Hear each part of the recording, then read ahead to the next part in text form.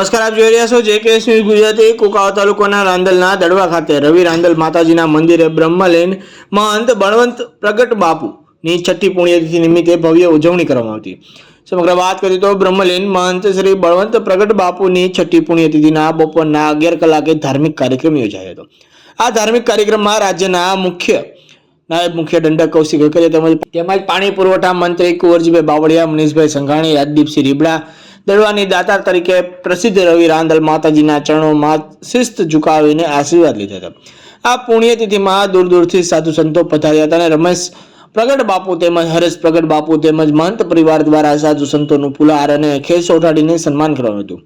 મહંત શ્રી રમેશ પ્રગટ, સમજુ પ્રગટ ગોસાઈ તેમજ હરેશ પ્રગટ બાપુ દ્વારા ભવ્ય આયોજન કરવામાં હતું।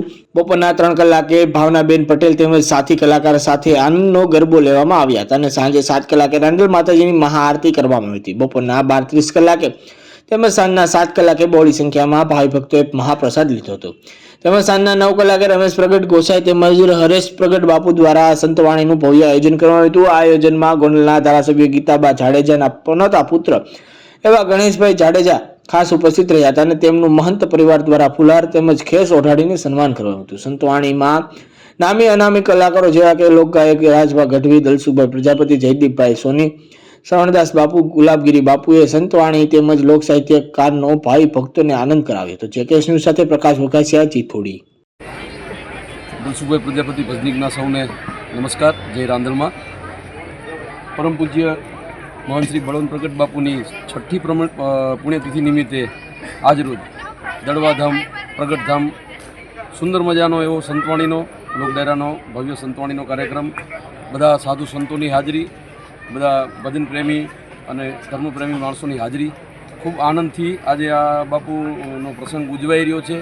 એમાં હું દલસુખ પ્રજાપતિ, રાજભા ગઢવી, જયદીપભાઈ સોની, અમારે શ્રવણ બાપુ અને ગુલાબ બાપુ બધાની ભજનીકોની અને બધાની હાજરી હતી।